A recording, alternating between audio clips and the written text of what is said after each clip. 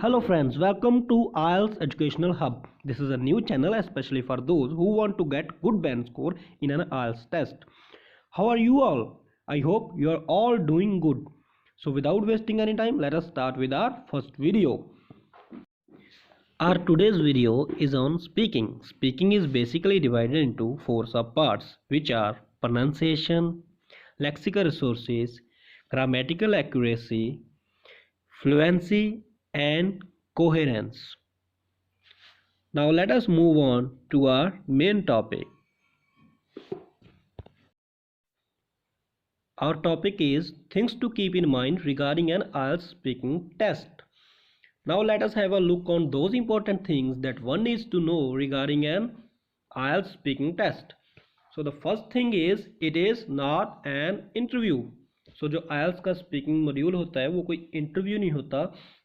कुछ स्टूडेंट्स को ये लगता है कि ये कोई इंटरव्यू है, and what they do is they wear a formal dress with a tie and go for a speaking test like as if they are going for a job interview, due to which they hold some stress with them, and this later on hampers their speaking band score. This perception is totally wrong. One need not think like that. So अब अगर ये कोई interview नहीं है तो ये है क्या? It is a semi formal conversation. Semi formal conversation ये क्यों है? क्योंकि इसमें फॉर्मल वर्ड्स और कुछ हद तक इनफॉर्मल वर्ड्स का भी यूज़ होता है. तो आपको क्या करना है कि एग्जामिनर के साथ एक कन्वर्जेशन में इंडल्ज होना है, ना कि उसे कोई इंटरव्यू समझना है. और उसके बाद जो सेकेंड इंपॉर्टेंट चीज़ जो हमें ध्यान में रखनी है वो ये है कि there is nothing to bother about negative and positive answers. कुछ स्टूडेंट्स को इसमें बहुत कन्फ्यूज़न होता है कि आपको सिर्फ पॉजिटिव आंसर देने हैं, नेगेटिव नहीं. जैसे कि मैं आपको एक एग्जांपल देता हूँ. मुझे एग्जामिनर ने पूछा डू यू लाइक स्वीट्स और डू यू लाइक फ्रूट्स. ठीक है, अगर मुझे फ्रूट्स पसंद नहीं है, या उसने मुझे पूछा do you like an apple. अब मुझे अगर मुझे एप्पल पसंद नहीं है तो मैं बोल दूंगा नो आई डोंट. लेकिन कुछ स्टूडेंट्स ये कहेंगे कि नहीं जी आपको येस में आंसर देना है, क्योंकि नो वाले को तो नेगेटिव इम्पैक्ट पड़ता है. अच्छा मुझे ये बताइए कि नेगेटिव क्यों पड़ेगा? जब मुझे वो पसंद ही नहीं है चीज़, मेरा आंसर ही वो नहीं आएगा, तो मैं क्यों बोलूँ? हाँ, अगर आप चाहो तो इसे थोड़ा चेंज करके बोल सकते हो. Well I love bananas rather than apples. I love salty cuisines rather than sweet ones. ठीक है, लेकिन हाँ ये ज़रूर है कि अगर आप नो में आंसर देते हो तो वो गलत नहीं है. ठीक है, लेकिन ये वैसे ही एक परसेप्शन बना हुआ है कि आपको यस में ही आंसर देना है. आप नो में भी आंसर दे सकते हो, क्योंकि स्पीकिंग आपकी, थॉट्स आपके, कन्वर्जेशन आपकी, किसी को उससे क्या. ओके, जो पीछे हमने स्पीकिंग के फोर सब पार्ट्स किए थे, उन फोर सब पार्ट्स को मैंने यहाँ पे थोड़ा सा मॉडिफाई किया है और थोड़ा सा एक्सप्लेन किया है to make it easy to understand for you all guys. जैसे कि प्रोनाउंसिएशन को मैंने दो पार्ट्स में डिवाइड किया है, right verbal form plus fluency. तो राइट वर्बल फॉर्म क्या होता है? राइट वर्बल फॉर्म मीन्स किसी भी वर्ड को वर्बली सही बोलना. जैसे कि माइकल है, माइकल को माइकल ही बोलेंगे, मिचेल नहीं. ठीक है, और जो नेक्स्ट थिंग है फ्लुएंसी. फ्लुएंसी को मैंने इसमें क्यों ऐड किया है? वो इसलिए ऐड किया है क्योंकि जब हम बोलते हैं तभी हमारे फ्लुएंट होने का पता चलता है, और जब हम बोलते हैं तो प्रोनाउंसिएशन भी होता है. इसलिए मैंने फ्लुएंसी को प्रोनाउंसिएशन का ही एक सब पार्ट बनाया है. And the next thing is lexical resources. Lexical resources में भी दो चीज़ें आती हैं, वोकेबुलरी प्लस पैराफ्रेजिंग. कुछ स्टूडेंट्स को ये लगता है कि लेक्सिकल रिसोर्सेज सिर्फ हाई स्पेक वोकेबुलरी होती है. ऐसा कुछ नहीं होता, इसमें पैराफ्रेजिंग भी आती है. वोकेबुलरी और पैराफ्रेजिंग दोनों को जोड़ के लेक्सिकल रिसोर्सेज बनते हैं. Third thing is grammatical accuracy. वो तो आप सबको पता ही है, ग्रामर में एक्यूरेट होना. And the fourth thing is cohesion and coherence. अब यहाँ पे मैंने कोहेजन क्यों ऐड किया है? कोहेजन इसलिए ऐड किया है क्योंकि कोहेजन का मतलब होता है एक सीक्वेंस. ठीक है, एकजुट होना उसका. तो स्पीकिंग के आंसर्स में भी सीक्वेंस होनी बहुत ज़रूरी होती है. अब जो मैंने ऊपर लिखा था फ्लुएंसी, तो फ्लुएंसी को मैंने यहाँ पे थोड़ा सा एक्सप्लेन किया है. फ्लुएंसी का मतलब क्या होता है? Fluency means reacting and responding to other speaker plus speaking in intonation. Intonation में बोलना. और fluency does not mean speed. Fluency का मतलब स्पीड नहीं होता. And avoid monotone. मोनोटोन मतलब सिंगल टोन, एक ही लय में बोले जाना, उस टोन को अवॉइड करें. तो अब हम आगे करेंगे प्रोनाउंसिएशन. अब मैं आगे जाकर आपको पूरा एक्सप्लेन करूंगा कि प्रोनाउंसिएशन और फ्लुएंसी असल में होती क्या है. Okay guys, now let us have a look on some important points that we need to keep in mind regarding pronunciation. The first thing is avoid copying the accent of English native speakers. तो सबसे बड़ी mistake जो students करते हैं वो ये करते हैं कि जो इंग्लिश नेटिव स्पीकर होते हैं, जो वहीं के स्पीकर होते हैं, जैसे ब्रिटिश लोग हो गए, ठीक है, एंड अमेरिकन, तो उनका ना वो एक्सेंट कॉपी करने लग जाते हैं। असल में एक्सेंट कॉपी करना प्रोनाउंसिएशन नहीं होती, इससे आप अपना बैंड स्कोर ही लूज़ करोगे, क्योंकि जो एक्सेंट होता है वो लोकेलिटी और एरिया के हिसाब से चेंज होता रहता है। जैसे कि इंडियन एक्सेंट, ब्रिटिश एक्सेंट और अमेरिकन एक्सेंट, इन तीनों के एक्सेंट में थोड़ा थोड़ा चेंज मिलेगा आपको। और अगर कोई चाइनीज़ पर्सन या जापानीज़ पर्सन इंग्लिश बोलेगा तो उसके एक्सेंट में भी चेंज मिलेगा। सो इसलिए just speak in a natural way and avoid copying the accent of English native speakers. And the second thing जो हमने पीछे फ्लुएंसी के बारे में पढ़ी थी वो ये थी कि fluency does not mean speed, क्योंकि कुछ जो स्टूडेंट्स हैं उनको यही लगता है कि एकदम पूरी स्पीड में बोलना ही फ्लुएंसी होती है, जबकि ऐसा कुछ नहीं है। फ्लुएंसी में आपको करना क्या है, पहले तो avoid speaking in monotone. Monotone मतलब सिंगल टोन में। जैसे कुछ बच्चे होते हैं वो एक ही लय में पूरी स्पीड में बोलते रहते हैं, उनको ये भी नहीं पता चलता कहाँ पे फुल स्टॉप आ रहा है, कहाँ पे कॉमा आ रहा है बोलते वक्त, कहाँ पे पॉज लेना है, ठीक है। तो मोनोटोन को आप अवॉइड करो, ठीक है। And the second thing is speak in intonation. आपको इंटोनेशन में बोलना है। इंटोनेशन मतलब कभी आपकी आवाज़ हाई हो गई, कभी लो हो गई, ठीक है। मैंने देखा है कि स्टूडेंट्स इंटोनेशन नहीं यूज़ करते, जबकि ये बहुत ज़रूरी है, ठीक है। अब इंटोनेशन होती क्या है? इंटोनेशन होती है speaking in a natural way using appropriate pauses. जहाँ पे आपको पॉजेज की ज़रूरत है वहाँ पे पॉजेज लो। Putting pressure on particular words, कुछ पर्टिकुलर वर्ड्स पे प्रेशर डालो वेर एवर नेसेसरी, जहाँ पे ज़रूरी है। जैसे हम हिंदी या पंजाबी बोलते वक्त जहाँ पे कोई ज़रूरी बात कहनी होती है उस पर हम प्रेशर डालते हैं। कोई पर्टिकुलर ख़ास वर्ड होता है उस पर प्रेशर डालते हैं। जहाँ पे हम सैड होते हैं, हमारी आवाज़ लो होती है, कुछ इस तरह से, ठीक है। तो आपको इंटोनेशन का यूज़ करना है और मोनोटोन को अवॉइड करना है। एंड फिर से बोल रहा हूँ कि fluency does not mean speed. चलो अब हम आगे चलकर थोड़ा इसे और एक्सप्लेन करेंगे। अब यहाँ पे मैंने इंटोनेशन को थोड़ा और इजी कर दिया आपके लिए। जैसे कि इंटोनेशन का मैंने मीनिंग यहाँ पे लिखा है controlling the pitch of your voice according to the situations.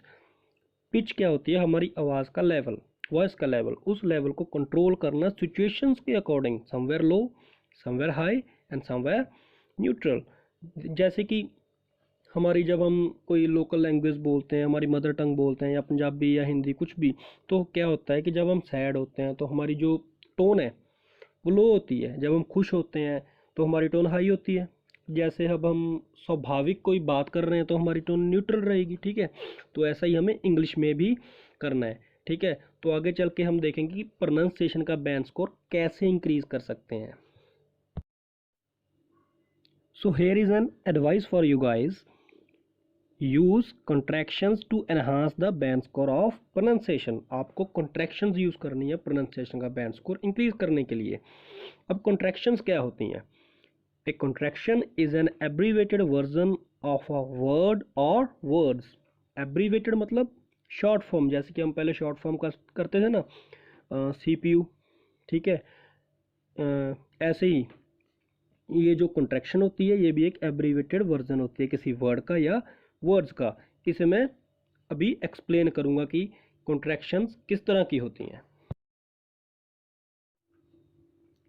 Guys contractions भी दो तरह की होती हैं।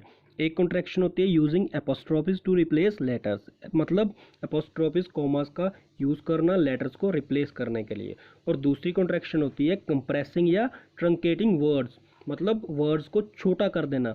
तो अब हम पहले वाले एग्जांपल करते हैं यूजिंग एपोस्ट्रोफिस टू रिप्लेस लेटर्स। अब इसमें देखिए वुड प्लस हैव, इन दोनों को जोड़ा है और इसका बना है वुड हैव, ठीक है। वुड हैव बना है इसका। HA जो है इसमें से वो काट दिया गया है, उसकी जगह पे क्या यूज़ हुआ है? Apostrophe comma. अब आगे देखिए डू नॉट, डू नॉट का बन गया don't. Can not, can not का बना कांट। तो उसी तरह अब जो दूसरी एग्जांपल है कंप्रेसिंग और ट्रंकेटिंग वर्ड्स वाली, उसमें देखिए जो कैप्टन है, कैप्टन के जो लास्ट में 3 वर्ड्स हैं AINN, उनको काट के फुल स्टॉप लगा दिया टी के बाद, अब वो बन गया कैप्टन।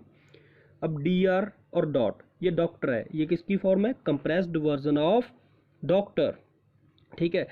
जो ये सेकंड टाइप की कॉन्ट्रैक्शंस होती हैं ये ज़्यादातर यूज़ होती हैं राइटिंग में, और लेकिन जो फर्स्ट टाइप की हैं इसको हम स्पीकिंग में भी यूज़ कर सकते हैं। जैसे कि आपको कोई पूछे व्हाट इज़ योर नेम, तो आपका नाम है राहुल, तो आप माई नेम इज़ राहुल की बजाय आप बोलोगे माई नेम्स राहुल, ठीक है। और आई एम राहुल की बजाय आप बोलोगे आई एम राहुल, ठीक है। तो इस तरह से आप कॉन्ट्रैक्शंस का यूज़ कर सकते हैं अपनी स्पीकिंग को और अच्छा करने के लिए। Okay guys, now let us have a look on some examples of using intonation and contraction. So before starting with the examples, let me tell you some important things. You need to avoid unnecessary self-corrections, unnecessary pauses and unnecessary fillers. तो self corrections क्या होती है, जैसे कि मुझे पूछा गया है डू यू लाइक बनानास, तो मैं बोलूँगा यस नो नो यस। तो इस तरह से सेल्फ करेक्शन, पहले नो फिर यस फिर नो, तो इस तरह से सेल्फ करेक्शन होती है, ठीक है। तो अगर आपसे कहीं सेल्फ करेक्शन हो जाए तो आप उसको करेक्ट करो। आप उसे करेक्ट कैसे करोगे, जैसे कि मुझसे पूछा कि where did you visit last Sunday, तो मैं बोलूँगा I visited Patiala, no sorry actually I visited to my maternal uncle's home which is in Ludhiana. तो इस तरह से मैंने उसको करेक्ट कर लिया, क्योंकि एग्जामिनर को लगा कि शायद पटियाला गलती से निकल गया होगा तो उसने लुधियाना बोल दिया, ठीक है। अब नेक्स्ट थिंग, पॉजेज तो आपको पता ही क्या होते हैं, ज़्यादा टाइम के लिए रुक जाना बिना बात के। और फिलर्स क्या होते हैं, जैसे मुझसे नेम पूछा what is your name, my name is, तो ये की जो आवाज़ होती है ज़्यादा, ये होते हैं फिलर्स, इनको भी आपको अवॉइड करना है। Now let us start with our examples. First example, when talking about something exciting. अगर आप किसी एक्साइटिंग चीज़ के बारे में बात कर रहे हो, मान लीजिए कि आप कहीं घूमने गए, वो जगह बहुत ही एक्साइटिंग थी, ठीक है, तो आप उसे कैसे बोलोगे। जैसे मैं ताजमहल गया, I went to see Taj Mahal with my friend, it is really a marvellous building and the environment is really fantastic there, I would like to go there again. तो मैंने I would like to go there again, तो यहाँ पे मेरी आवाज़ देखिए किस तरह है। तो यहाँ पे एग्जामिनर को पता चल रहा है कि मैं एक्साइटेड हूँ उस चीज़ के लिए जहाँ पे मैं गया था, बहुत एक्साइटिंग थी और मैं एक्साइटेड हूँ वहाँ पे जाने के लिए। यहाँ पे मेरी जो टोन है वो हाई है। अब नेक्स्ट एग्जाम्पल देखिए, when talking about something which is from long past. अच्छा, ऐसी चीज़ के बारे में बात करना जो लॉन्ग पास्ट से है, जैसे कि एग्जामिनर ने पूछा do you remember any incident of your childhood when you got punishment from your mother. ठीक है, तो कोई चाइल्डहुड का इंसिडेंट बताओ जब आपके मदर से आपको पनिशमेंट मिली हो। अब बचपन का है तो किस तरह याद होगा, तो इस यहाँ पे मैं थोड़ा सा ना पॉज और थोड़ा सा फिलर यूज़ करूँगा। जैसे actually I don't remember exactly but I think I was in 8th standard when I got less marks in mathematics. I don't remember exactly the score I got, but I still remember the beatings of my mother. She did beat me with a stick. So इस तरह से मैंने उस situation को बोला, ठीक है। अब आप नेक्स्ट एग्जांपल देखिए, when talking about something which is related to sadness. अब सैडनेस के बारे में जब बात होगी तो आप सैड हो जाओगे ना, ठीक है। तो आप सैड होके बोलोगे, जैसे मुझसे पूछा when do you feel sad, when someone really close to my heart hurts me, I really feel at that time. I don't like someone very special cheats me. तो यहाँ पे मेरी आवाज़ में थोड़ा सा वो दर्द भी है कि हाँ सैडनेस के लिए मैं बात कर रहा हूँ और मेरी जो टोन है वो भी सैड है। ऐसे नहीं कि मैं उठा के बोल दूँगा हाँ I feel sad when I this, when happens this, when this happens. तो इस तरह से अगर आप सैडनेस की बात करोगे, एग्जामिनर को लगा भाई ये रट्टा मार के एक ही टोन में बोल रहा है, इसको कुछ फील ही नहीं हो रहा, सैड के लिए मैंने क्वेश्चन पूछा है इससे, तो ये खुश होकर बता रहा है, ठीक है। तो इन चीज़ों का भी आपको स्पीकिंग में ध्यान रखना है। And finally don't forget to use face expressions and little hand gestures. So कुछ लोग क्या करते हैं, फेस एक्सप्रेशन बिल्कुल नहीं यूज़ करते, एकदम स्टिफ होकर बैठ जाते हैं, और हैंड जेस्चर्स भी नहीं यूज़ करते। आपको थोड़े बहुत फेस एक्सप्रेशंस भी देने हैं और थोड़े बहुत हैंड जेस्चर यूज़ करने हैं, लेकिन ध्यान रहे हैंड जेस्चर बहुत थोड़े यूज़ करने हैं। ऐसे नहीं कि आप बहुत ज़ोर ज़ोर से अपनी दोनों हाथ हिलाने लग जाओ वहाँ पे, ठीक है। Okay guys, if you like this video please share and subscribe my channel. Thank you. Have a good